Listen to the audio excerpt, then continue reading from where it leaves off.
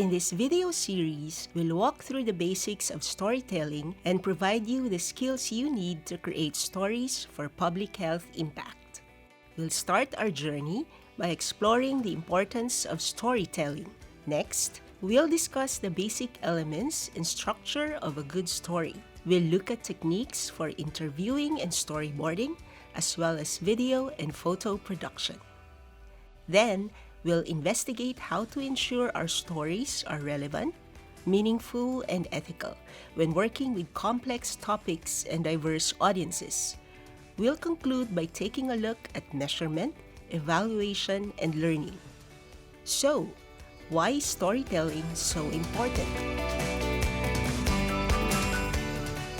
For at least 40,000 years, spoken and visual stories have been part of our existence, passed down through generations, connecting people, shaping worlds, and changing lives. Storytelling is both a science and an art.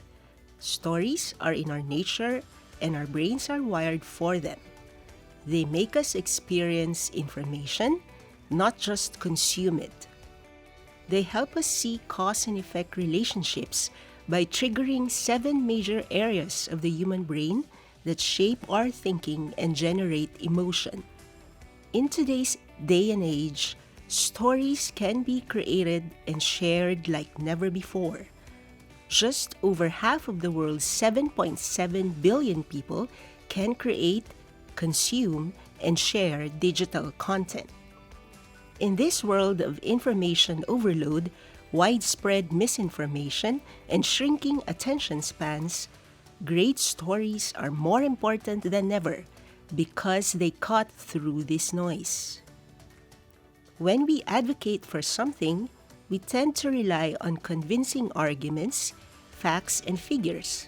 But research shows that by communicating information through stories, people are persuaded both intellectually and emotionally.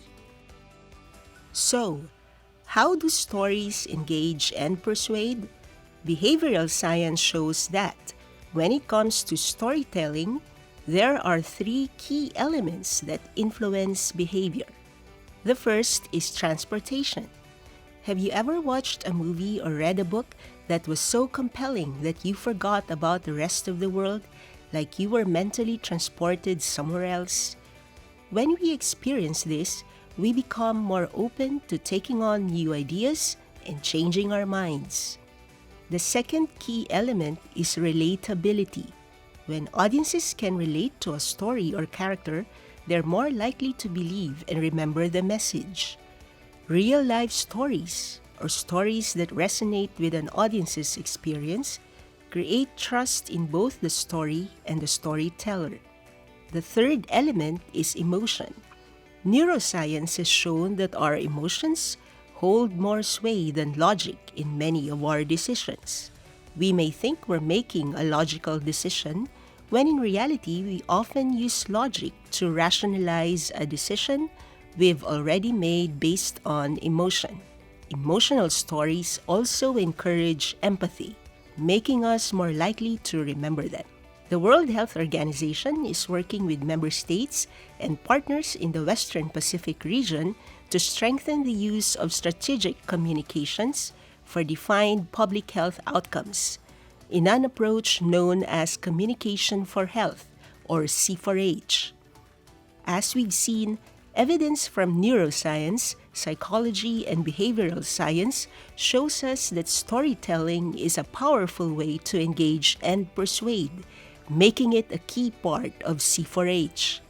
Storytelling that is developed according to C4H principles, with a strong understanding of the audience and the drivers of their behavior, can enable governments, WHO, partner organizations, and other experts to communicate with greater relevance and impact.